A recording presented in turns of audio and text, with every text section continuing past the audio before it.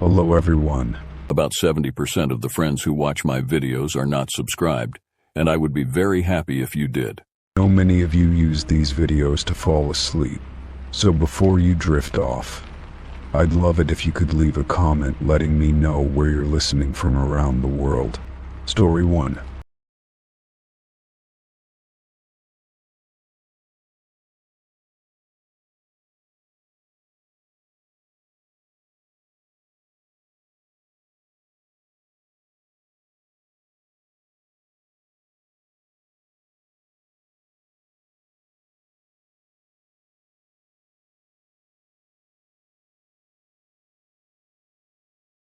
First moved into my new apartment, it felt like a fresh start. I was excited but also nervous. The apartment was small, cozy, and tucked away in an old building on the edge of town. I had been searching for something affordable and quiet, and this place seemed perfect. The old wood floors creaked underfoot, and the walls were thin, but the charm of the space made it feel like home. I was eager to settle in and start unpacking. For the first few days, everything was quiet. There were no odd noises at night, no flickering lights, just the sound of my footsteps echoing in the empty rooms. I made a routine for myself, moving furniture around, hanging up pictures, and even cooking my first meal in the tiny kitchen. It wasn't glamorous, but it was mine. Yet, despite the peacefulness, something felt off. I couldn't put my finger on it, but there was an underlying unease I couldn't shake. It was on the fourth day that I discovered something strange. I was cleaning the floorboards in the living room when my mop hit something hard beneath the wood.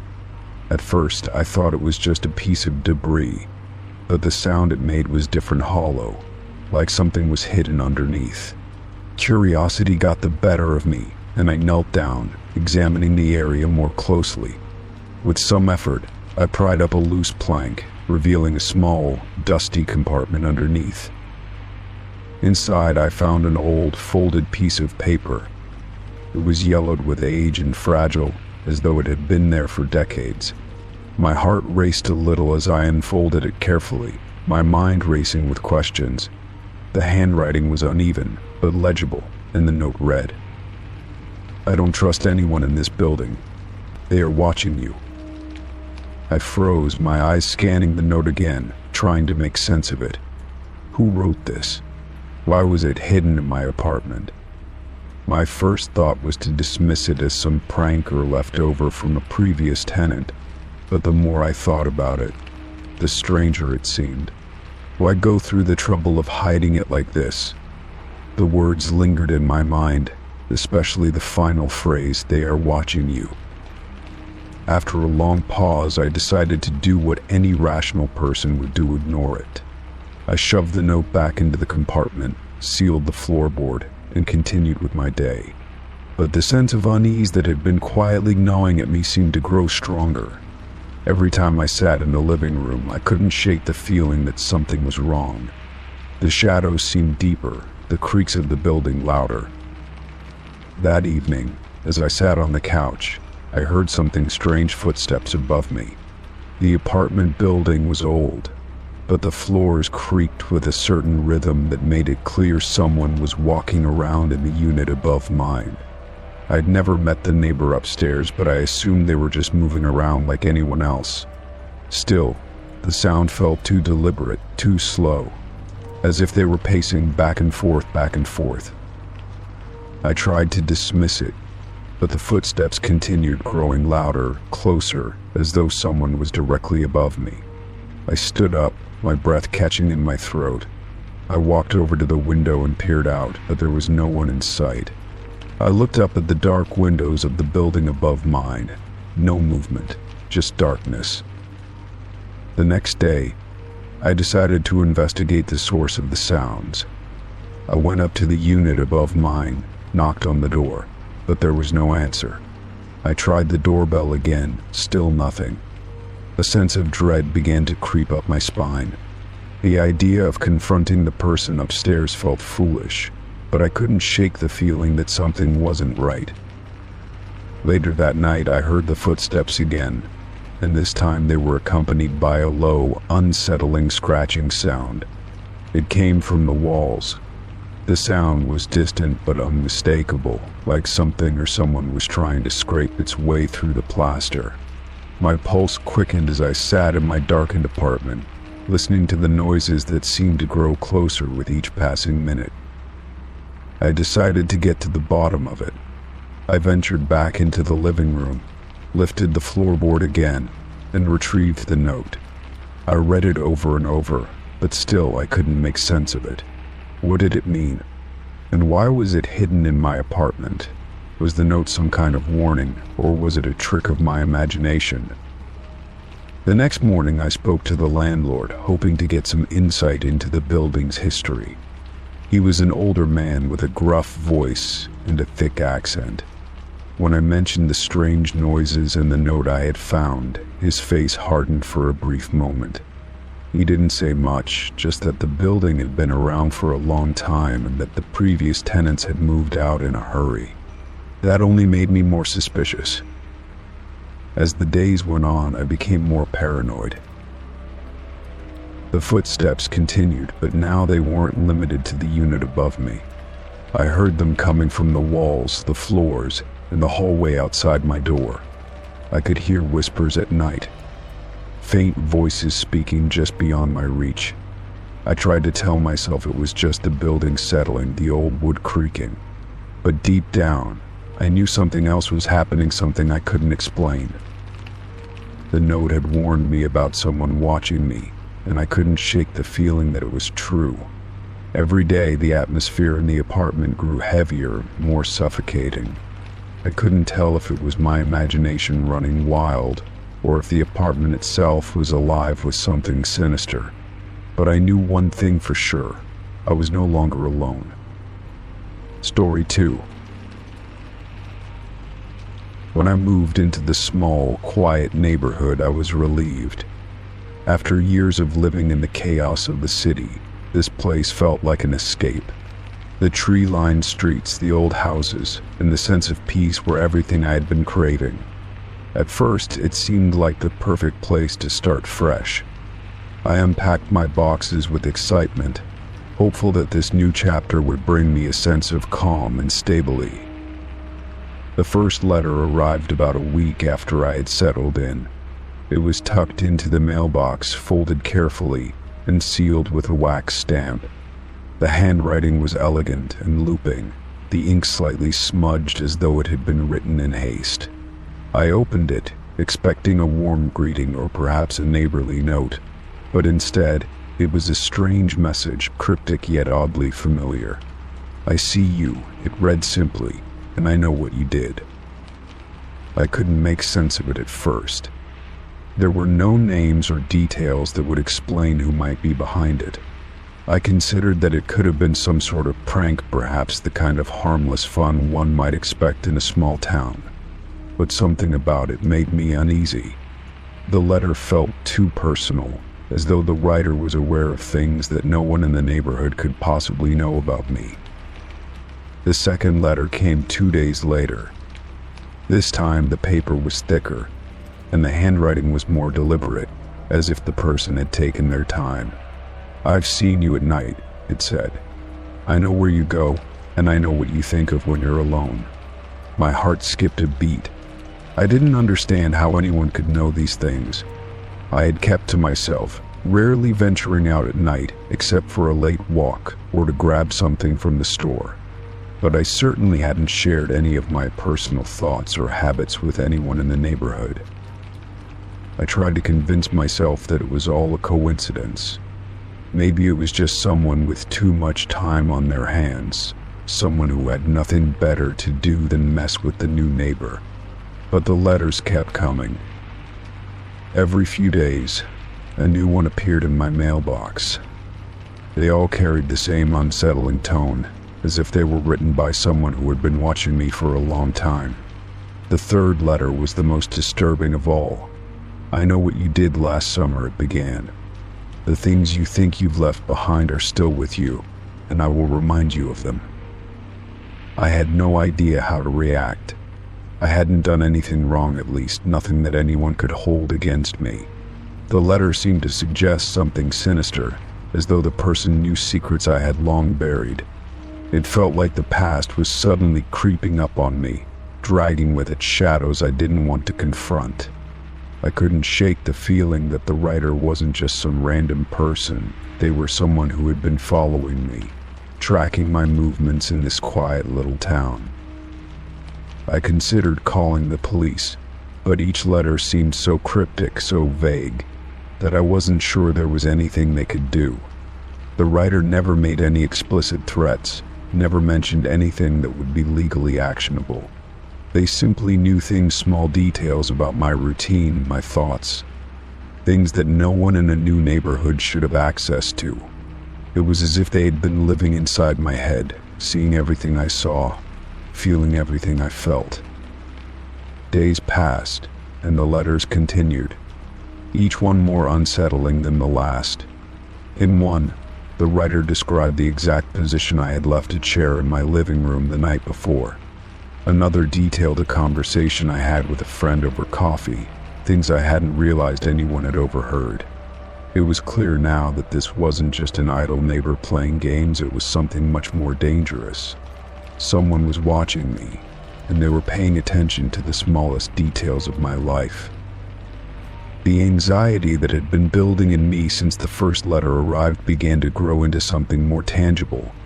I found myself looking over my shoulder when I went outside, checking my windows at night to make sure no one was lurking in the shadows.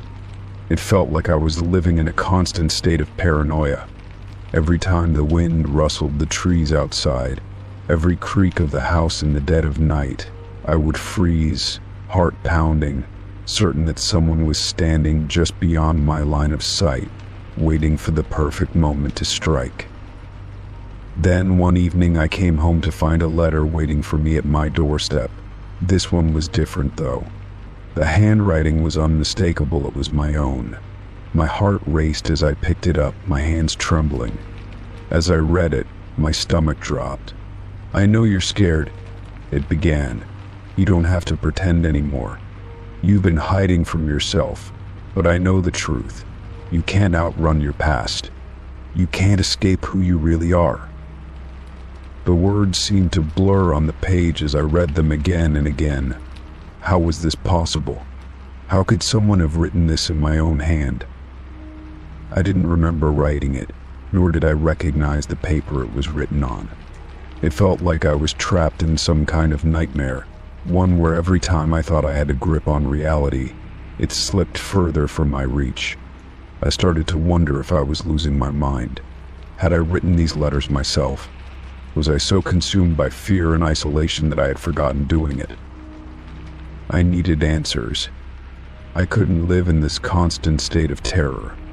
I decided to confront my neighbors, to ask if anyone had seen anything unusual, anything that might explain the strange letters. But when I spoke to them, no one seemed to know anything. They all smiled politely, wished me well, but none of them seemed to be aware of anything out of the ordinary. The town was as quiet and unassuming as ever. And then, just when I thought things couldn't get worse, another letter arrived. It was a single, simple line, "I'm closer than you think." Story 3. The night shift was always a strange time in the hospital, a liminal space between the chaos of the day and the stillness of the early morning hours. I was a night shift nurse tasked with ensuring that everything ran smoothly during those quiet hours.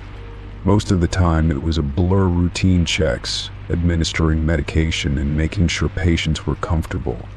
But there was always a sense of unease in the back of my mind, the feeling that something was always just out of reach, something unseen in the shadows. It was around 2 a.m. when I first noticed something was off with Mr. Harris, one of my regular patients.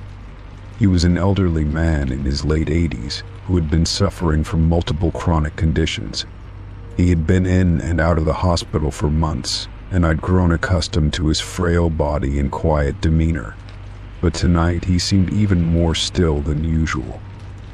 His skin had taken on an unnaturally pale hue, and there was a strange, almost waxy texture to it. I approached his bed, leaning in closer to check his vitals. His chest was still, his heart rate absent from the machine, and the beeping of his monitor had stopped. For a moment, I thought the monitor had malfunctioned. I quickly adjusted the settings, rechecked the leads, and even slapped the side of the machine out of habit, hoping it would fix the issue. But there was no change. I felt a sinking sensation in the pit of my stomach as I turned my attention back to Mr. Harris. His eyes were half open, glazed over, and his body was cold to the touch. He didn't look like he was simply sleeping. He looked like he had been lying there for a long time. I glanced at the chart at the foot of his bed, hoping to find some explanation for the odd situation. The notes indicated that Mr. Harris had been admitted several days ago for a respiratory infection. His condition had been stable with no reports of any major issues in the last 48 hours, but there was nothing to suggest that he had passed away. The chart made no mention of it, nor had anyone told me about his death. Confused, I quickly checked his room for any signs that something had been missed. A sheet pulled up to cover him, an IV drip still hanging, or maybe a note from another nurse, but everything seemed routine. I pressed the call button to notify the charge nurse, but when I picked up the phone, there was a strange static on the line. The voice on the other end sounded distant, almost muffled, as though I was hearing the conversation through a long tunnel. "Everything all right?" she asked, and I found myself hesitating before responding. How could it be all right when I was standing in front of a body that no one seemed to have noticed was dead? "I need you to come to room 214, I said, my voice trembling. Something's not right. The silence on the other end was unsettling. "What's going on?" she asked after a beat, her tone suddenly sharper. I explained as clearly as I could, telling her that Mr. Harris was unresponsive, cold, and seemed to have been dead for some time. There was another long pause before she replied, "That's strange. I'll be right there." Minutes felt like hours as I stood next to the bed, staring at the lifeless body. I couldn't shake the feeling that I was somehow intruding, as though I had broken some unwritten rule by noticing the truth before anyone else. My mind raced through the possibilities. Had Mr. Harris passed away in his sleep, and no one had bothered to check him? Was it possible that the staff had somehow missed something so obvious? It didn't make sense. This kind of oversight shouldn't happen in a hospital, not with all the protocols and procedures in place. When the charge nurse arrived, she looked at Mr. Harris and then back at me, her expression unreadable. She walked over to his bedside and gently placed 2 fingers on his wrist, checking for a pulse. I watched her face as the seconds ticked by, and then she sighed deeply. "You're right," she said, her voice soft, almost regretful. "He's been gone for days." I could feel the weight of her words settle between us like a heavy curtain, and the silence in the room became suffocating. We didn't speak for a moment, both of us standing there, as if trying to process what had happened. It was hard to reconcile the image of Mr. Harris, his frail, lifeless body, with the world outside the room, where everyone was still moving on as if nothing had changed. How had no one noticed? How had no one come to check on him, despite his condition being so precarious just days before? The realization hit me like a punch to the gut. He had likely died in the early hours of the previous shift, and no one had bothered to update his chart or notify anyone else. The charge nurse left briefly to inform the attending physician and the hospital's administration. I was left alone in the room with Mr. Harris, the dim light from the hallway spilling across the floor like a warning. My mind was spinning as I tried to make sense of everything. Was this negligence, or just a symptom of the overwhelming workload that came with being understaffed and overworked? I couldn't say for certain, but the fact that no one had noticed made it feel all the more damning. In the end, there were no grand explanations, no dramatic moments where someone took responsibility for the oversight. The body was taken away, and a new set of protocols was put in place to prevent such a mistake from happening again. But the questions remained in my mind long after I left the hospital that morning. How many other patients had slipped through the cracks without anyone noticing? How many had died in silence, their deaths unnoticed, unrecorded? As the days passed, I couldn't help but wonder how much we, as a healthcare system, had failed Mr. Harris and countless others like him. Story 4. It was early in the afternoon when I set out for my solo hike, the forest welcoming me with a cool breeze that swept through the trees. I had been planning this trip for months, a few days of solitude to reconnect with nature and clear my mind. The trail I was following was familiar, yet there was something different about today, an energy in the air that seemed to hint at something beyond the ordinary. As I walked, the sun filtered through the canopy, casting shadows that danced across the forest floor, and I couldn't help but feel a sense of calm wash over me. The path meandered through thick underbrush, the earth soft and springy beneath my boots. I had come across this trail before, but today there was an odd sense of quiet, as if the usual sounds of birds and rustling leaves were being muffled by some invisible force. My thoughts drifted, but something in the back of my mind kept urging me to keep moving forward, as though there was a destination I was meant to reach. The air seemed to grow thicker the deeper I went into the woods, and I couldn't shake the feeling that I was being drawn somewhere, almost as if the forest itself was guiding me. After about an hour of walking, I reached a small clearing that I didn't recognize. It was nestled between two hills, hidden away from the main trail, with the trees forming a protective ring around it. The ground was covered in soft moss, and a small stream bubbled gently nearby, its sound adding to the sense of peace that enveloped the place. I paused for a moment, considering whether I should continue on or take a rest here. Something about the clearing felt inviting, like it had been waiting for me. Curiosity won out, and I decided to explore the area a bit more. I wandered around the edges of the clearing, inspecting the foliage and listening to the soothing gurgle of the stream. As I moved closer to the center, something caught my eye, a large, ancient-looking tree with thick, gnarled roots that stretched out like fingers across the ground. It was unlike any tree I had seen before in this part of the forest, with bark that seemed to shimmer faintly in the light. As I approached it, I noticed something even stranger, a carving in the trunk of the tree. I stepped closer, my heart racing a little with the sense of discovery. The carving was crude, yet deliberate, as if it had been etched with care many years ago. It was my name, my full name, in the exact handwriting I recognized as my own. I froze. There was no way it could be a coincidence. I had never been to this part of the forest before, and I certainly hadn't carved my name into any trees. I reached out slowly, my fingers grazing the rough surface of the bark, feeling the strange chill that seemed to emanate from it. I stepped back, trying to process what I was seeing. My mind raced through 1,000 possible explanations, but none of them made sense. Had someone else been here before, and if so, how could they have known my name? The carving was old, worn by the weather, but still distinct enough to be clear. I ran my hand over the letters, feeling a strange connection to them, as if the tree itself was somehow alive with energy, calling me to it. It was a moment of stillness, and for a brief instant, I felt an eerie sense of familiarity with the place, like I had been here before, or was always meant to come here. I looked around the clearing again, searching for any sign of who might have been here before me.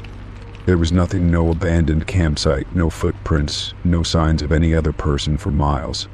The forest seemed to hold its breath as I stood there, contemplating the strange coincidence. The air felt heavier now, as if the weight of the carving had altered the space somehow.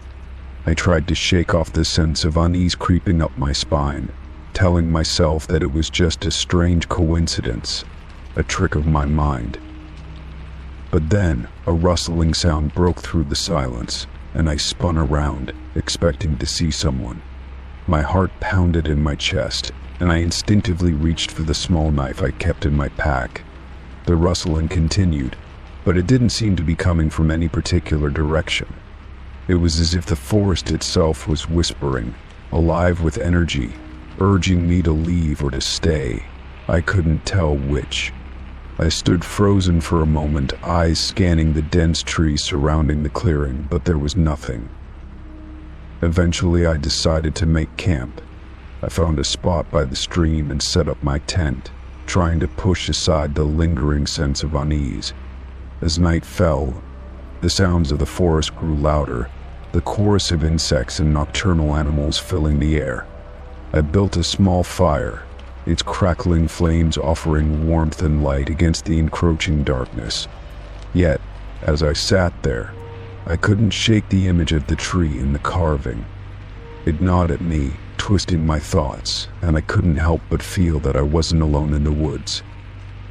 Sleep was restless that night.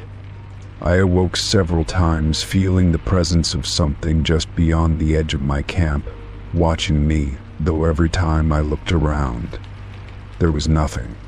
The fire had burned low, casting long, flickering shadows across the clearing. I had never felt so exposed, so vulnerable, in all my years of hiking. The silence was profound, and yet it felt oppressive, as if something was waiting for me to make the next move. The next morning I woke early, eager to leave the strange campsite behind. I packed my things quickly, casting one last glance at the tree before I began my hike back to the main trail. As I walked away, I couldn't shake the feeling that the forest had changed me, that it had imparted something important, something that would stay with me forever. The clearing, the tree, the carving of my name, they felt like signs, like whispers from the past or from some other world. I would never forget that moment, the day I found a hidden campsite with my name carved into a tree. Story 5. I had been out all afternoon, running errands and meeting with friends, so when I walked into my apartment, I didn't expect anything unusual. The door creaked slightly as I turned the key and stepped inside, the familiar scent of my place welcoming me. The dim light of the late afternoon filtered through the windows, casting long shadows across the floor. I paused for a moment, sensing something was off, but I couldn't quite put my finger on it. It wasn't until I stepped further into the living room that I realized what was wrong. All of my furniture was rearranged. The sofa, which had always been against the far wall, was now placed at an odd angle in the middle of the room. The coffee table was no longer where I left it, now positioned near the window. The chairs, once neatly aligned around the table, were scattered across the room as if someone had been trying to create a new layout, but with no particular plan. A sense of unease crept up my spine as I moved through the room. I hadn't invited anyone over, and I definitely hadn't made any plans to rearrange my apartment. For a brief moment, I considered the possibility that I had simply forgotten that I had done it myself, but that didn't sit right. I distinctly remembered leaving everything in its usual place. My heart began to race as I started to think about the last few weeks, times when I had been out for a long stretch of time, like when I was traveling or away for a few days. Had someone else been here while I was gone? I glanced toward the kitchen, half expecting to see something even more bizarre, but the room appeared unchanged. There were no signs of intrusion, no broken windows or items out of place. The only thing that seemed truly off was the living room itself. My first instinct was to call someone, maybe a friend or family member, but I didn't want to sound paranoid. No one had a key to my apartment except for me. Still, I felt a tight knot of uncertainty in my stomach. I took a few cautious steps into the kitchen, scanning the counters and table to see if anything was missing. My phone was on the counter where I had left it earlier, and my coffee mug sat exactly where I always placed it after using it. Nothing seemed to be out of the ordinary, but the more I thought about it, the more unsettled I became. The rearranged furniture wasn't a minor thing, it was deliberate. Someone had moved it all, and that someone wasn't me. I went back to the living room, feeling a growing sense of dread. The more I looked at the furniture, the more I noticed subtle details that made me uncomfortable. The couch cushions were slightly out of place, as if someone had been lounging there recently. The lamp on the end table was turned at an odd angle, as though it had been adjusted after the furniture was moved. I couldn't explain it, but it all seemed so wrong, like someone had been living in my space without my permission. I sat down on the floor, trying to calm myself, and took a few deep breaths. Maybe it was just a prank, I told myself. Maybe someone had come in while I was out, moved my furniture around, and then left without touching anything else. I ran through a list of friends or acquaintances who might have been behind such a thing, but none of their names seemed to fit the scenario. No one had a motive to do something like this, and none of them had mentioned anything about my apartment. I was on my own here. There. A loud thump from the direction of my bedroom startled me. My heart skipped a beat, and I stood up, my legs feeling shaky. I didn't want to investigate, but I also couldn't ignore the sound. Slowly, I made my way down the hallway, my footsteps eerily quiet on the hardwood floor. My bedroom door was slightly ajar, just as I had left it. I hesitated for a moment before pushing the door open, expecting to see something unsettling. Inside, everything appeared normal at first glance, but as I stepped into the room, I saw it. The small object, an old family heirloom, was sitting on my bedside table, its placement slightly off from where I had last seen it. I didn't remember touching it recently, nor did I recall moving it at any point. It was a trivial thing, something I rarely paid attention to, but the sight of it there, out of place, made my stomach churn. Someone had been in here. Someone had been rifling through my things. My thoughts began to spiral. What was happening? How had this person gained access to my apartment? Was there something I was missing? I checked the locks on the windows and doors, double-checking their security. All seemed fine, and yet I couldn't shake the nagging feeling that something was terribly wrong. My pulse quickened as I walked back to the living room, where the rearranged furniture now felt even more oppressive. I picked up my phone and called a close friend, explaining the situation in a hurried, breathless voice. They suggested that I call the police, but part of me hesitated. There was no clear evidence of a break-in. There were no signs of forced entry. Maybe I was just being paranoid. Maybe my mind was playing tricks on me after a long day. But even as I said the words, I knew deep down that something didn't add up. After a long pause, my friend finally spoke, their voice filled with concern. "You said you live alone, right? No one's ever been in your apartment when you weren't home." I nodded, though they couldn't see me. "Maybe you should check again, carefully." Taking a deep breath, I ended the call and turned to face the room once more. This time I would look more closely. I would pay attention to every detail, to every subtle thing that didn't belong. As I walked around the living room once again, my gaze fell on the floor near the entrance. There, almost hidden under the edge of the couch, was a small, crumpled piece of paper. I bent down to pick it up, unfolding it slowly. On it was a single handwritten message, "I see you." I froze. The air in the room seemed to thicken, and a chill ran through me. Story 6. I had agreed to house sit for my friend Claire when she and her family went on vacation for 2 weeks. It seemed like the perfect opportunity to get away from my own apartment for a while, and I was looking forward to a few days of solitude. Claire had always been meticulous about keeping her house in pristine condition. and I figured it would be a relaxing and uneventful experience. But from the moment I stepped inside, something felt off. The house was beautiful, as always, neat and organized, with fresh flowers in the entryway, soft sunlight filtering through the windows. Still, a strange weight hung in the air, something I couldn't quite place. It wasn't the house itself, but rather the feeling of being watched, as if there were eyes on me even when I was alone. At first, I shrugged it off as nerves, reminding myself I had been in this house countless times before. But as I moved further inside, that strange tension only grew. I wandered through the kitchen, the living room, and the dining area, all of which felt oddly unfamiliar despite the fact that I had spent plenty of time here before. I checked the pantry for snacks, realizing too late how much quieter the house felt without Claire's presence. No chatter or music, just the sound of my own footsteps echoing in the hollow spaces. The silence felt like it was pressing down on me. Even the house itself seemed to be holding its breath, waiting for something, though I wasn't sure what.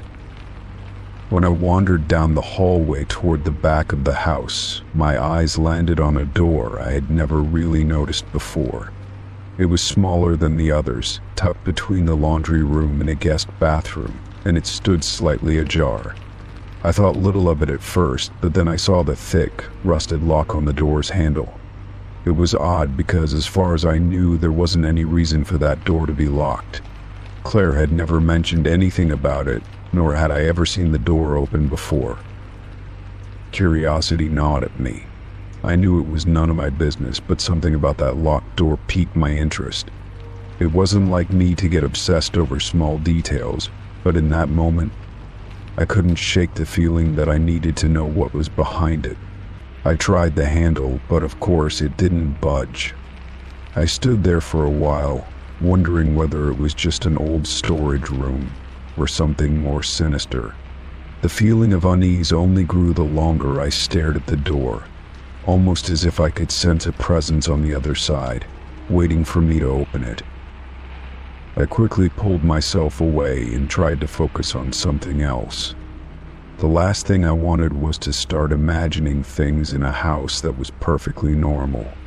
But the door stayed on my mind, as though it had planted some seed of doubt in my thoughts. I busied myself with settling in, checking the windows and making sure the house was secure. Still, I couldn't shake the nagging feeling that something wasn't right. Later that evening, as darkness settled outside, the house seemed to change in tone.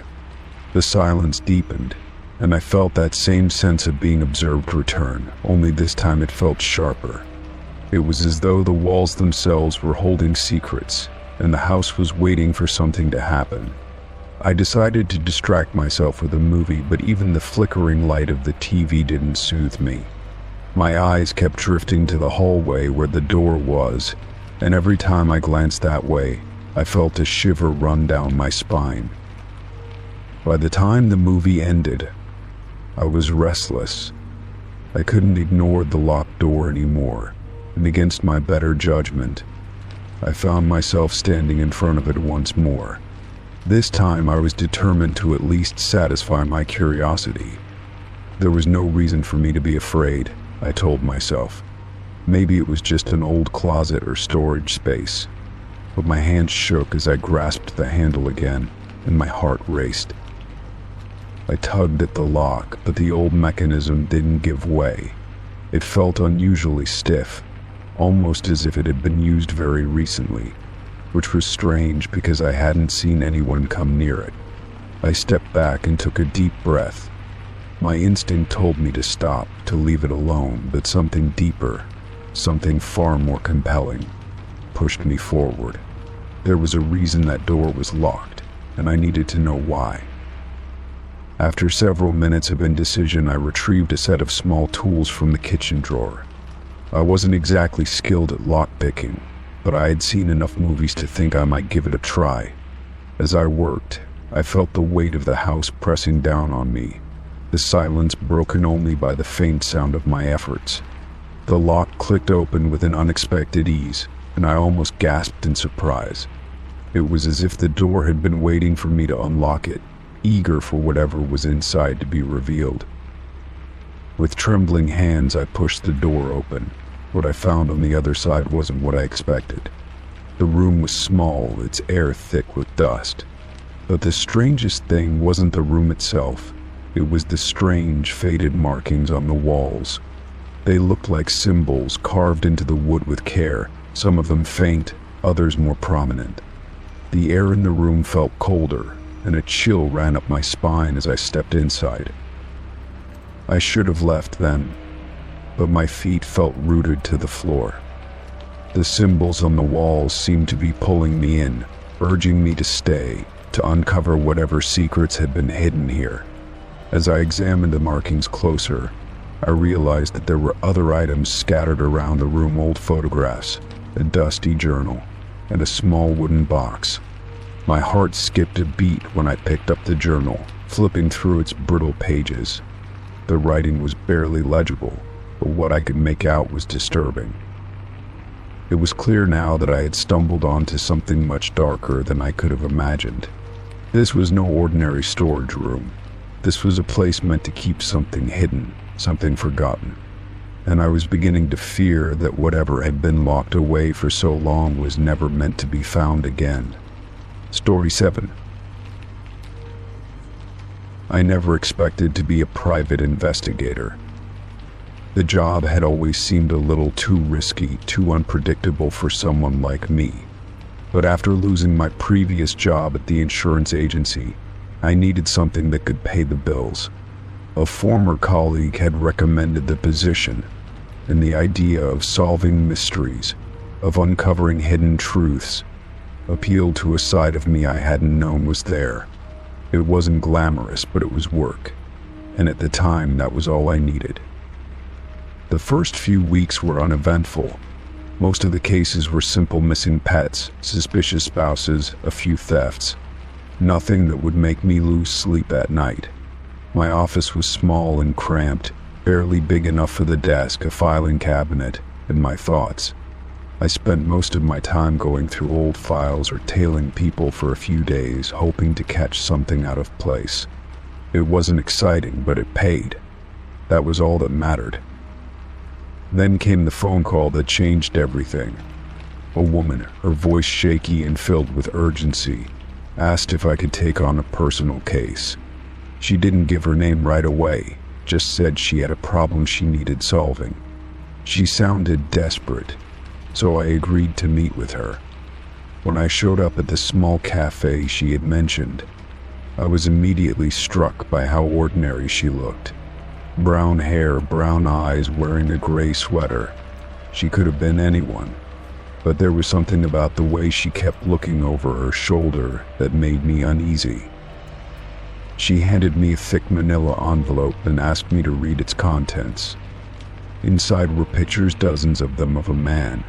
Some were taken in public places, others seemed to be taken through windows from a distance. The man was always in the frame, but he didn't seem to notice the camera. As I flipped through the images, a cold feeling settled in my stomach. These weren't just random pictures. They were meticulously taken, and they focused on the same person over and over again. It didn't take long before I recognized him. It was me. I dropped the photos onto the table, my heart racing. "What is this?" I asked, my voice coming out rougher than I intended. The woman's face was pale, her eyes wide. She seemed to be waiting for me to say something more, but I couldn't process it. The man in the pictures was me in the background of a park, me walking into a grocery store, me sitting at a coffee shop. The strangest part was that some of the photos were taken recently, ones I didn't even remember being in. She leaned forward, her voice trembling as she spoke. "I'm not crazy. I know it sounds insane, but I swear someone has been following me, watching me. And I think they're watching you too. That's why I came to you. I need to know why." Her words hung in the air like a fog, thick and suffocating. I wanted to tell her she was imagining things, that she had misunderstood, but the proof was right there in front of me. I agreed to take the case, although I wasn't sure what I was getting myself into. For the next few days, I watched the woman closely, trying to understand what exactly was happening. I followed her to her home, keeping a safe distance, but I didn't notice anyone tailing her. She didn't seem to have any strange visitors, and nothing out of the ordinary happened at her workplace. Still, the thought of someone following me, someone with access to my life, made the back of my neck tingle with unease. The more I investigated, the more questions I had. Who was the man in the photos? Why had someone been watching us both? It didn't make sense. I even started to think back on my own life, wondering if there was something I had missed, some connection between me and this woman that could explain all of this. But nothing came to mind. I didn't know her. I hadn't seen her before, not that I could recall. Then, one evening, while I was reviewing the photographs again in my office, I noticed something strange in one of them. In the background of a picture taken in a cafe, a man was seated at a table behind me. He wasn't in any of the other photos, and he wasn't someone I recognized. But what struck me was the way he was looking at me. His eyes seemed too intense, too focused, and there was something about the way he was staring that made me feel like he knew me, like he was waiting for me to look at him, waiting for me to acknowledge him. I didn't tell the woman anything about the man. I didn't want to alarm her any more than she already was, but I decided to follow the lead. I started visiting the places where I'd seen him in the pictures, cafes, parks, and even the street corner where he'd been standing when I last saw him. But he was always gone before I could get close. It was like he was always one step ahead, always knowing where I was going to be before I even knew myself. That's when I realized the truth. The case wasn't about her at all. It was about me. I was the one being watched.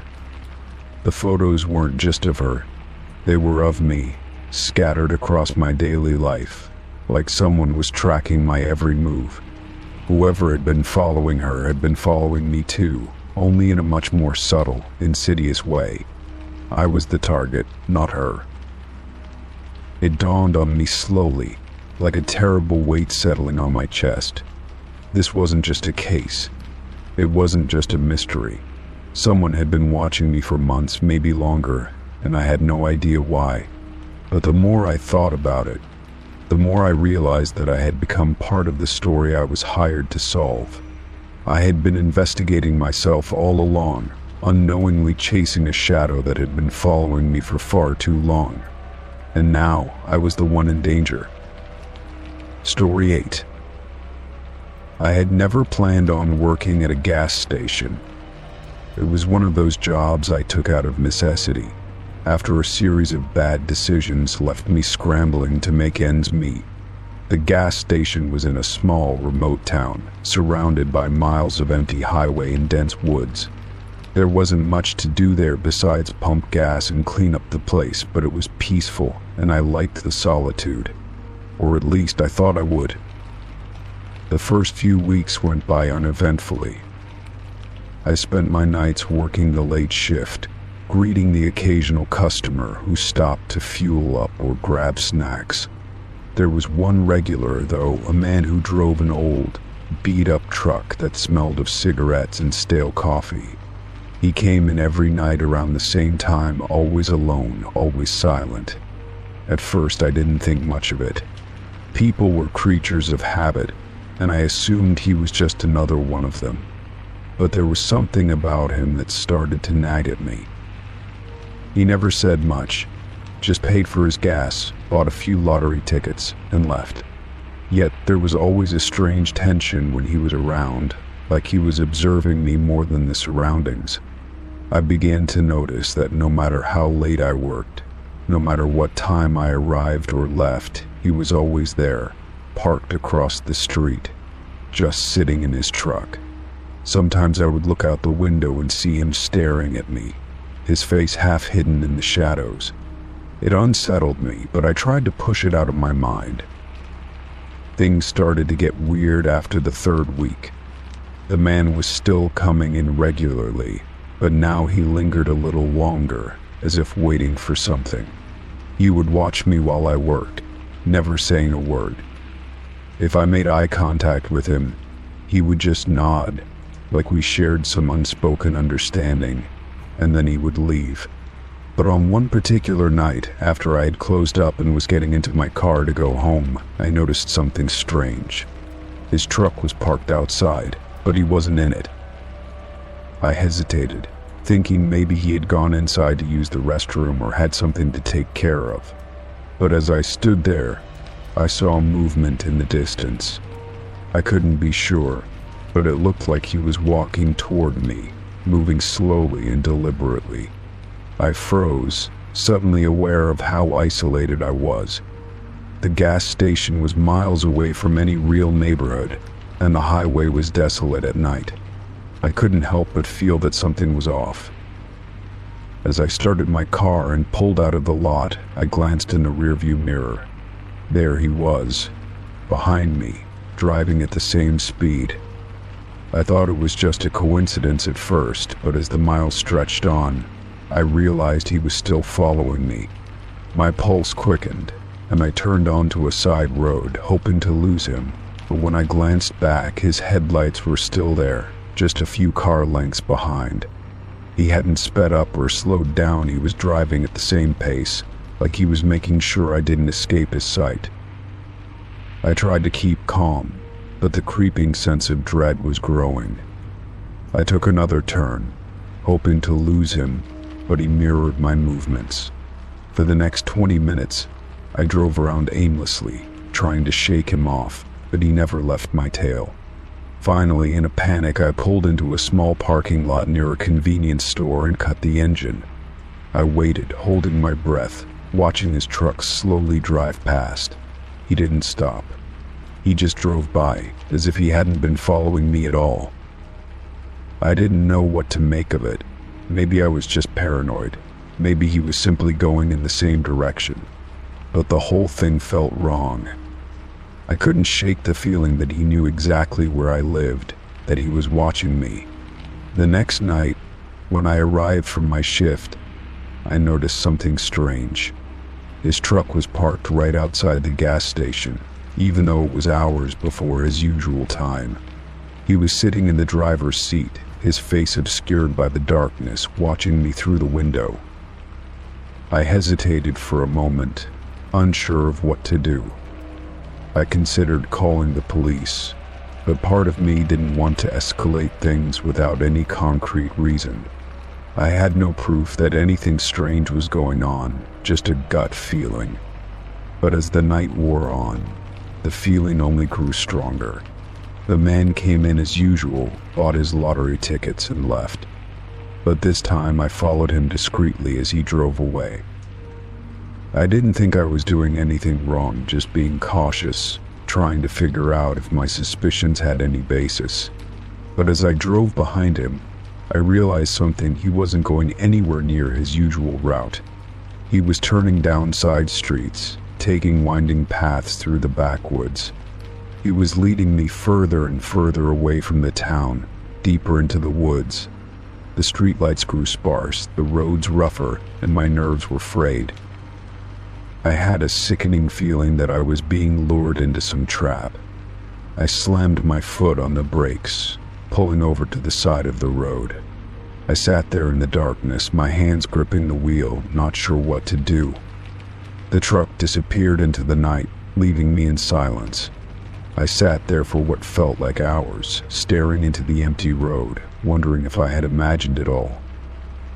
When I got home that night, I couldn't shake the feeling that I wasn't alone. I checked the locks on all the doors and windows, but I couldn't shake the feeling that someone was watching me. The next few days, I tried to ignore it, telling myself I was just being paranoid.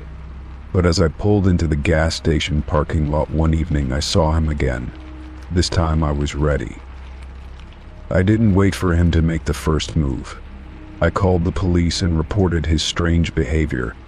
When they arrived, the man was still sitting in his truck, watching me with those empty eyes. They spoke to him for a while, and when they came back, they told me that he had a history of stalking people in remote areas. He had been following me for weeks, waiting for the right moment to make his move.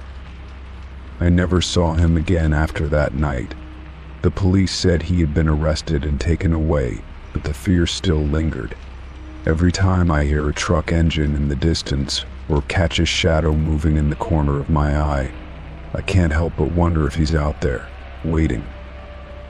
Story 9. I had been driving for hours, trying to clear my head after a long week of work. The road stretched out in front of me like an endless ribbon, winding through the countryside. I wasn't familiar with the area, but I'd taken a few turns to get away from the city, craving the peace and solitude that a long drive usually brought. As the miles ticked by, I began to notice the surroundings getting increasingly unfamiliar. Trees crowded the edges of the road, and the air grew dense with fog. It was like the world outside my car was swallowing me up. I wasn't sure how it happened, but at some point I must have taken a wrong turn. A small, unmarked road appeared out of nowhere, barely wide enough for my car. Curiosity pushed me to follow it, thinking it would eventually lead me to another highway or back to the main road. The gravel crunched under the tires, and the dense trees on either side seemed to close in, their branches reaching toward me as if trying to pull me deeper into the forest.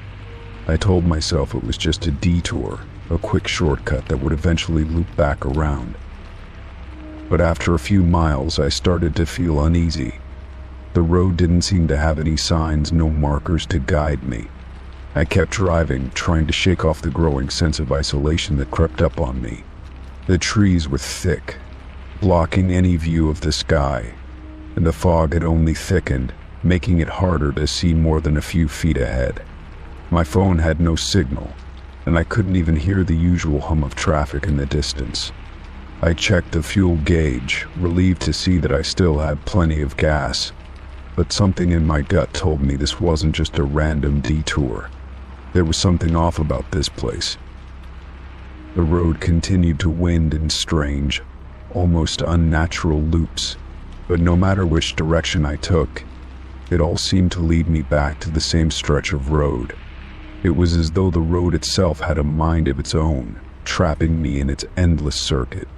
I couldn't shake the feeling that the landscape around me was shifting, like I was driving through a place where time didn't follow any rules. I drove past the same twisted tree twice, then again a third time, but each time it felt like I was seeing it for the first time.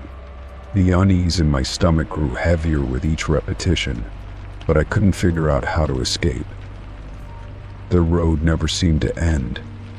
There were no intersections, no signposts, just trees and fog. I began to count the turns, hoping that if I kept track of how many times I'd gone around, I could eventually find my way out.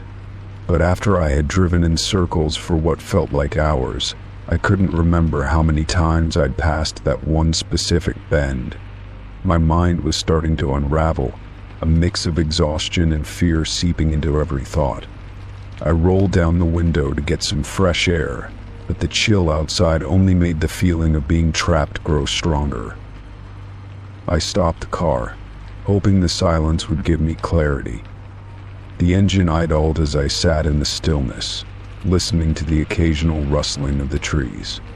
I took a deep breath, trying to calm my racing thoughts. Maybe this was just an isolated road. Maybe the fog was playing tricks on me. But then I noticed something strange. I hadn't seen any other vehicles the entire time I'd been driving. No headlights in the distance, no signs of life beyond the fog. It was as if I was the only person left in the world, stuck on this never-ending road. I tried again, taking the same route I thought would lead me out. I turned the wheel left, right, and left again, hoping that this time I would spot a road sign or something that felt familiar. But each turn only brought me back to where I started. The landscape seemed eerily identical, as if it had been frozen in time. The trees, the fog, the quiet, everything remained the same. I checked my watch and was shocked to see that hours had passed, but it felt like I hadn't moved an inch. The frustration began to build, and my mind became clouded with panic. How was this possible? I began honking the horn, hoping someone would hear me or that something would break the monotony of the loop. But there was no response. No other vehicles. No signs of civilization. It was as if the road had swallowed me whole, and no matter how many times I tried, there was no way out. I considered getting out of the car, walking, but something deep inside me told me that wouldn't be a good idea. The thought of wandering off into the fog alone terrified me more than the road itself. It felt like if I left the safety of my car, I might never find my way back. The loneliness of it all was crushing. I was alone, completely isolated, and all the familiar comforts of the world seemed to have disappeared. I tried calling my family, but there was no signal, and I felt the creeping sensation that I had been forgotten by time itself. The world outside seemed to have lost its meaning. It wasn't just that I was lost on a road. It felt like I had stumbled into some kind of void, a place where the usual rules didn't apply. I had no sense of direction, no way of knowing if I had been driving in circles for hours or if I had somehow traveled into another reality entirely. As the hours passed and the fog thickened further, I started to lose track of time. I couldn't remember when I had last seen the sun, or if it had ever been day at all. I drove on, still following the endless road, hoping for an end that never came. My mind was beginning to fracture, and the idea of being stuck here forever started to seem more real than I was willing to admit. I was still driving, still stuck in the loop, and no matter how many times I tried to turn back, the road refused to let me go. Story 10. It started innocently enough. I had been feeling a little uneasy for a while, but it wasn't until the middle of the night that I began to wonder if I was being stalked. I woke up to my phone buzzing on the bedside table, the glow of the screen cutting through the darkness. It was a message from an untraceable number. "I see you." My heart sank into my stomach, and I felt the sudden sharp prick of fear run through my veins. I immediately thought of my ex, Adam.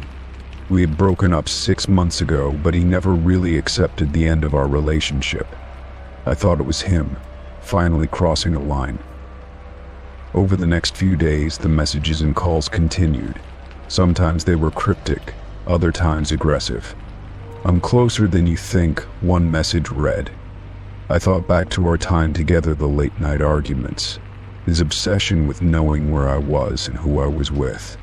Adam had always been a little possessive, but this was different. It was terrifying. The calls were always blocked, the voice on the other end distorted, but I recognized the cadence, the way the breath came in sharp bursts. I was certain it was him. The feeling of being watched grew unbearable, and I began to check over my shoulder, even when I was in the safety of my own home. I did what anyone would do when they felt they were being stalked. I called the police, filed a report, and blocked the number. But still, the calls kept coming. Every day, sometimes several times a day, they would ring through. The messages were no better. They grew more insistent, more threatening. "You can't hide from me," one said. "I'm always watching." I was terrified, convinced that Adam had found some way to track me. There was a small part of me that wanted to reach out, ask him to stop, but I knew that would only fuel whatever this was. So, I did my best to ignore the messages, though my anxiety only deepened. One night, after a particularly harrowing phone call, I decided to take action. I started checking everything: my locks, my windows, the perimeter of my house. It was late, and the wind was howling outside, but I couldn't shake the feeling that someone was out there, hiding in the shadows, waiting for the perfect moment to strike. I had even considered installing cameras, but then I stopped myself. What if that would just make things worse? I didn't know how deep this would go or what kind of response I might provoke. My mind raced, turning over every possibility, every little detail that might explain what was happening. The next morning, my phone buzzed again, waking me from a restless sleep. The message this time was different. "You're not alone," it read, and there was an image attached, one I hadn't seen before. It was a picture of me, taken from outside my window just hours before. I felt the blood drain from my face as I stared at the image, my hand shaking as I gripped the phone. My window was closed, the blinds were drawn. How could anyone have taken that picture? I had locked the doors before I went to bed, and I knew I hadn't heard anything during the night.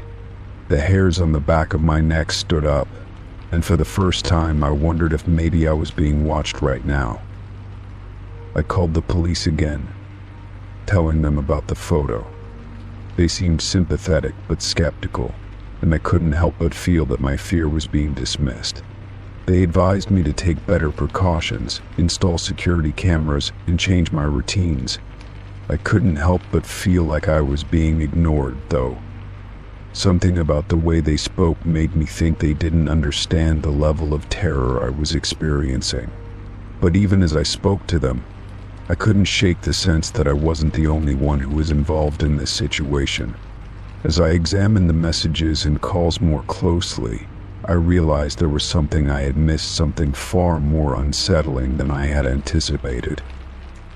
It was a small detail, almost too insignificant to notice, but the more I looked, the clearer it became. Each of the blocked calls, each of the anonymous messages were coming from my own phone number. The realization hit me like a slap in the face, leaving me breathless and confused. How was that possible? My phone had been in my hand every time, so it couldn't have been hacked. My own number was somehow sending me these eerie, threatening messages and calls. I stared at the screen in disbelief, trying to make sense of it, but the answer eluded me. I tried everything I could think of to stop the madness. I changed my phone number, installed security software, and even reset my phone to factory settings. Nothing worked. The calls still came through, each one from my own number. The messages still arrived, unsettling and cryptic. I spent hours researching online, trying to find someone who had experienced something similar. That's when I stumbled upon a forum where others had shared stories of the exact same thing: stalking, calls, and messages coming from their own phone number. It was a strange glitch, they said. Some kind of digital anomaly, a form of hack that used vulnerabilities in the network or the phone's software to send messages from your own number. I didn't know whether to be relieved or horrified.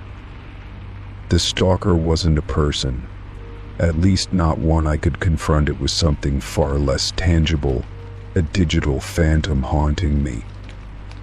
I wasn't sure if I should be angry at technology for betraying me, or at myself for not realizing it sooner. The fear didn't go away, but at least I had an answer, something concrete to grasp onto. For a while, I felt a little less like a victim of some unexplainable force and more like someone trying to survive a terrifying glitch in reality. But the truth was, it still felt like I was being stalked, only now I wasn't sure where to turn for safety. Story 11. It had been a regular Saturday afternoon when I decided to do some gardening. My house, an old Victorian-style building, sat on a large plot of land, and I often spent weekends tending to the yard. The weather was perfect for it, a warm breeze mixed with sunlight filtering through the trees. As I dug around the flower beds, I noticed something odd beneath the dirt: a small, rectangular stone, partially buried and covered with moss. Curiosity got the best of me, and I cleared away the earth around it. The stone was old, its surface cracked and weathered by time. There were no markings or inscriptions, just the outline of what appeared to be a small, faded gravestone. I frowned, unsure of what I was looking at, and cautiously pulled it from the ground. As I did, I realized there were more stones scattered around the area, 4 in total, each half buried like the first one. The air around me seemed to grow still, as if the land itself was holding its breath. My first thought was that these could be old boundary markers, but the idea felt off. These stones were shaped like gravestones, small and unmarked, with no indication of who they might have belonged to. I stood there for a moment, staring at them, the weight of their silence settling over me. Something wasn't right. I had lived in this house for years and had never noticed them before. I carefully moved the stones aside to reveal more dirt beneath them. As I dug deeper, I felt the distinct, uncomfortable sensation of uncovering something that should have remained hidden. My shovel scraped against something hard and I hesitated before continuing. There, buried just beneath the surface, I found a rusted metal object, what looked like the corner of an old, decaying box. My heart skipped a beat. Could it be a coffin? The thought sent a shiver down my spine. The quietness of the moment intensified, as if the earth itself was waiting for me to decide what to do next. I stepped back, wiping the sweat from my brow, feeling a rising sense of unease. The graves were old, no doubt about it. But who were these people? And why had they been buried in my backyard? I had never heard anything about previous owners of the house, let alone any talk of graves. I knew I needed to know more. But at that moment, the thought of disturbing whatever was resting there felt wrong. But as I stood there, the sudden realization dawned on me this land had secrets. Dark ones, perhaps. That night, after I had filled in the hole and tried to push the strange discovery to the back of my mind, I couldn't sleep. The house felt heavy, as if something was pressing down on it. I lay in bed, staring at the ceiling, the shadows in the corners of my room seeming to shift unnaturally. I was just about to drift off when I heard a faint scraping sound coming from beneath the floorboards. My eyes snapped open, my heart thumping loudly in my chest. I waited, straining to hear it again, but all was quiet. Just as I began to convince myself it was my imagination, the noise returned, this time louder, unmistakable. It sounded like someone was walking, slow and deliberate, beneath the house. My breath caught in my throat. There were no basements in my home, and the foundation was solid concrete. There should not have been any way for someone to be down there. But the footsteps continued, growing more distinct with each passing second. A chill ran down my spine, and I sat up, my mind racing. I told myself I was being ridiculous. It was probably the house settling or some other natural sound, but deep down I knew something was wrong. The footsteps didn't sound like anything I had ever heard before. They were deliberate, like someone walking with purpose, as if they were coming toward me. I strained my ears to listen, but the sounds stopped abruptly, leaving an eerie silence in their wake. The next day, I couldn't shake the feeling that something was off. I went outside to check the area around the graves again, hoping to find some explanation that would calm my growing fear. But the earth around the stones was undisturbed, just as it had been the day before. The wind rustled the trees, but everything seemed deceptively normal. I glanced at the house, the feeling of being watched creeping over me once again. It was as if the house itself knew I had uncovered something that shouldn't have been revealed. That night, the footsteps returned, louder this time, accompanied by what sounded like muffled whispers. I sat frozen in bed, my heart pounding so loudly I was sure I could hear it in my ears. I pulled the covers over my head, trying to block out the terrifying sounds. I didn't know what was happening or who or what was under the house, but it was clear that the discovery of those graves had unleashed something. I couldn't explain it, but I knew I wasn't alone anymore. The next morning, I contacted a local historian, hoping to get some answers. I explained the graves in my yard and the strange noises I had been hearing, but the historian didn't seem fazed. She told me that there were rumors of old, unmarked cemeteries scattered throughout the town, places where people had been buried in secret. She also mentioned that some of these graves were from a period when the area had been a haven for those who had died under mysterious or violent circumstances. With that information, I couldn't help but feel a rising sense of dread. My house had been built long after those graves were established, but what if they were somehow tied to it? The more I thought about it, the more I wondered if the footsteps were the restless spirits of those long forgotten. Had I disturbed them? Was that why they were now making their presence known? I felt a deep sense of guilt, as if I had woken something that should have remained at rest. That night, the footsteps returned, louder and more persistent than before.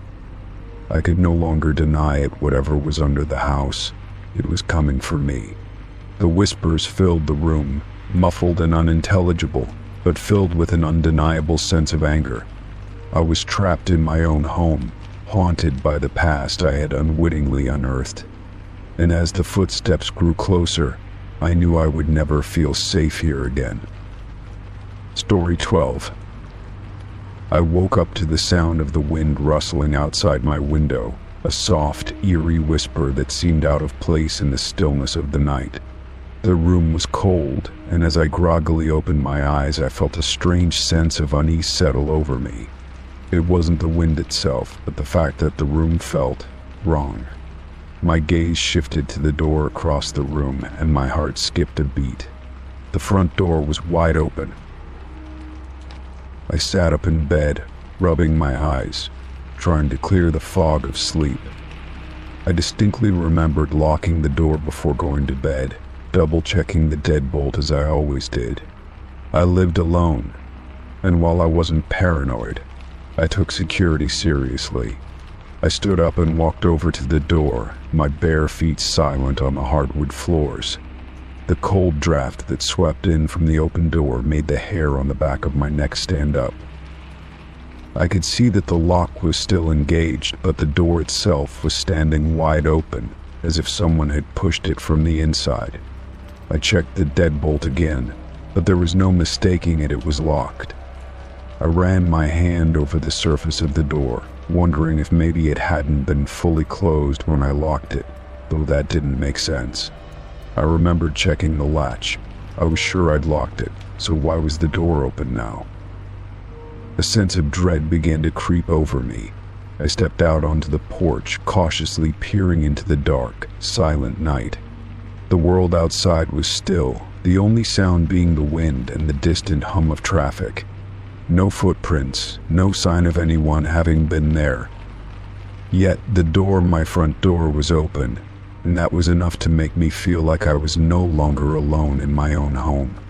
The hairs on my arms stood up, but I shook it off, trying to rationalize the situation. Maybe it was just the wind. Maybe it had been gusty enough to push the door open if it hadn't latched all the way. Still, something didn't sit right with me. I stepped back inside, closing the door behind me, but the feeling of unease didn't dissipate. I checked the windows, all of them tightly closed, the locks secure. The house was quiet, but my mind kept racing. Who would come inside without taking anything? Why would someone even bother entering without stealing anything or leaving a trace? I went into the kitchen, trying to distract myself with something normal, but I couldn't shake the feeling that something was terribly off. My coffee maker sat in its usual place on the counter still. The kettle was where it should be. Nothing appeared disturbed. Yet the odd sense of intrusion lingered. I checked the locks again, going through the house room by room, each one as still as the last. Nothing was missing, nothing was moved, but the open door that couldn't be ignored. I sat down at the kitchen table, staring out the window, my mind wandering. I tried to recall everything I had done the night before locking the door, turning off the lights, setting the alarm. I remembered all of it so clearly. I had been so careful, so deliberate. So why was the door open now? My thoughts began to swirl, and I couldn't help but entertain the darker possibilities. Could I have left it open? Could I have forgotten? but the nagging feeling that I hadn't lingered at the back of my mind, relentless. I grabbed my phone and dialed my best friend, hoping to talk myself out of my growing paranoia. When she answered, I explained what had happened, trying to sound calm, but I could hear the crack in my voice. "It doesn't make any sense," I said. "I know I locked the door. I always lock the door."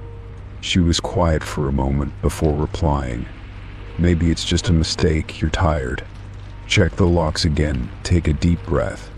I appreciated her calming words, but it didn't help. I had a sinking feeling that I wasn't imagining things. After hanging up, I decided to check the door once more.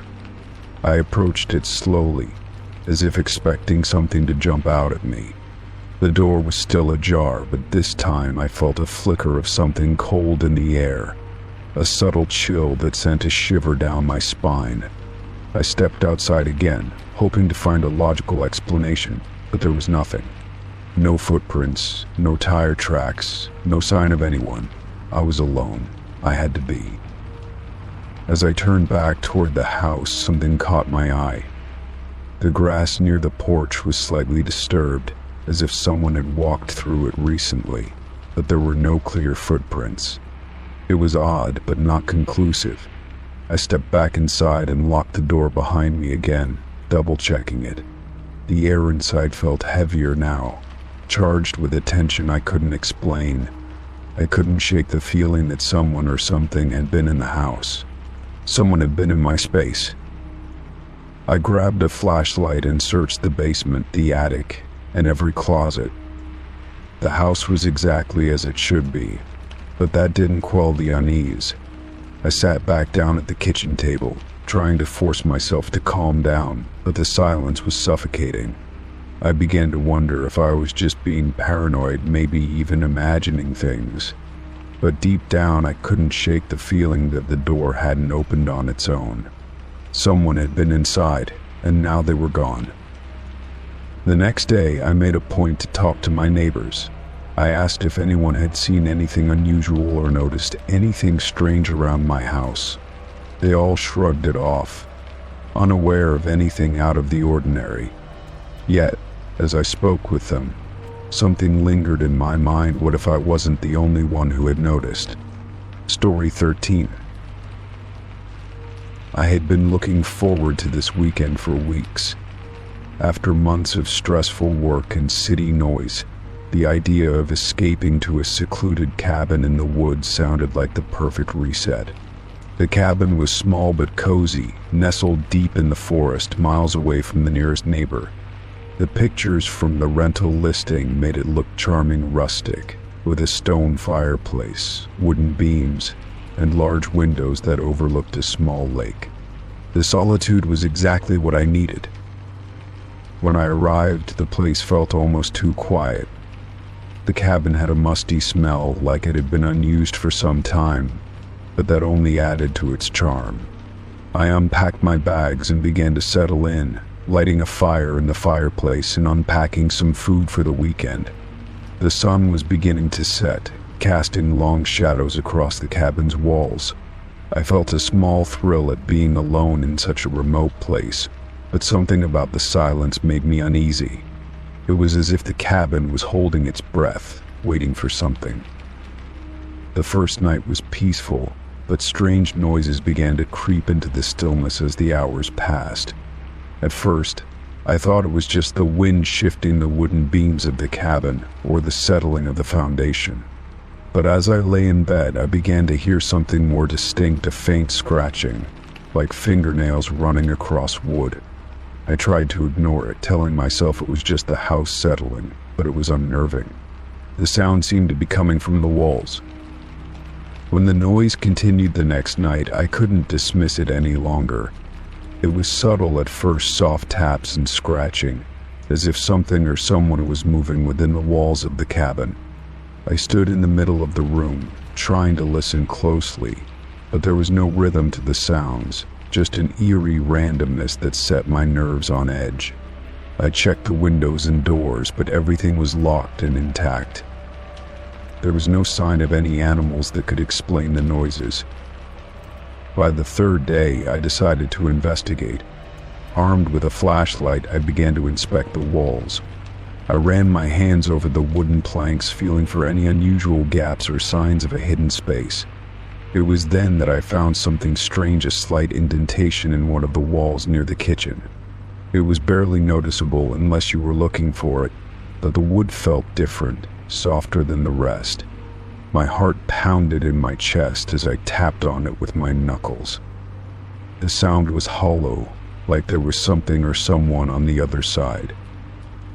I grabbed a screwdriver from the kitchen drawer and began to pry at the edges of the wood.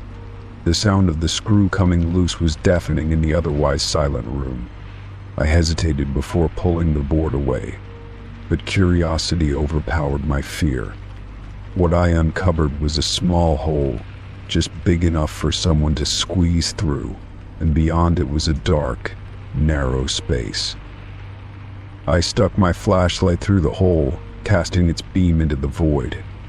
For a moment there was nothing, just empty darkness. But then I saw it. A pair of eyes gleamed back at me from the shadows. I recoiled, my breath catching in my throat. The eyes blinked slowly, and I could see the outline of a face, pale and gaunt, pressed against the wall. I stumbled back, my mind racing. There was someone in the cabin, hiding in the walls. But how long had they been there? How had they gotten in? I tried to gather my thoughts, but my mind was clouded with fear and confusion. I stood there for what felt like an eternity, staring at the hole in the wall, half expecting the face to reappear. Eventually, I backed away from the wall, my hands trembling. I ran to the phone, but there was no signal, no way to call for help. My mind raced through possible explanations, but nothing seemed to make sense. I wasn't sure if I should try to leave, but the thought of stepping outside, alone in the woods, was even worse. Whoever was living in the walls, whoever had been watching me, was still here, hidden in the shadows. As the sun began to set that evening, the noises started again. The scratching, the faint tapping, like someone was moving inside the walls. But this time it felt different. The sounds were louder, closer.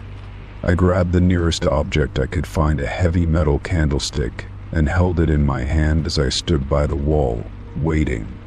The silence that followed was suffocating, broken only by the sound of my own breathing. I wasn't sure what I expected, but I wasn't ready for what happened next. The wall behind me suddenly gave way with a loud crash, and I spun around to see a figure emerging from the hole. It was a man, or something that resembled a man, his clothes ragged and torn, his face pale and gaunt. His eyes were wide, unblinking, and his skin was stretched tight over his bones. He moved toward me with an unnerving, jerky gait, his hands reaching out as if to grab me. I swung the candlestick at him, my heart hammering in my chest, but he barely flinched. He took another step forward, and I backed away, desperate to find a way out. But then, just as quickly as he had appeared, the figure stopped. He stared at me for a long moment, his eyes filled with something that could have been recognition or something far worse. Without a word, he turned and retreated back into the hole in the wall, vanishing into the darkness. I stood frozen, unsure of what had just happened. The cabin was eerily silent again, but I knew I wasn't alone. I grabbed my things in a frenzy, throwing them into my bag. I didn't care about the noise I was making, I needed to get out. As I rushed out the door, the last thing I heard before slamming it shut behind me was the unmistakable sound of scraping against wood, coming from inside the cabin. I didn't stop running until I reached my car, and as I drove away, I couldn't shake the feeling that the eyes of the man, if that's what he even was, were still watching me from behind the walls of that cabin. I didn't look back. I didn't need to. I knew I had narrowly escaped whatever had been living in those walls. Story 14. I had been living in my house for years, ever since I inherited it from my late aunt. It was an old Victorian home, full of character, creaky floors, high ceilings, and long hallways that seemed to stretch on forever. I loved it though, even if it sometimes felt a little too big for just me. I had always told myself that I would get around to fixing up the attic or exploring the hidden corners of the house, but life had a way of getting in the way. One rainy afternoon, while I was cleaning the dusty corners of the basement, I stumbled across something strange. I had been reaching for an old box of family keepsakes when my hand brushed against a wooden panel in the wall. It felt different from the rest of the structure, loose, almost like it could be moved.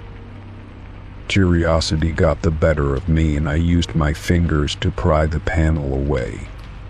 To my surprise, it wasn't a wall at all, but a door hidden behind the clutter of forgotten boxes and old furniture. I hesitated before opening it. What kind of secret room could be hidden in a house like this? The door was small and narrow, almost like it had been built to remain unnoticed. As I pulled it open, a musty smell hit me, the scent of old wood and dust. It was a tiny room, barely big enough to fit a chair or two, and it was empty, except for a few shelves along the walls.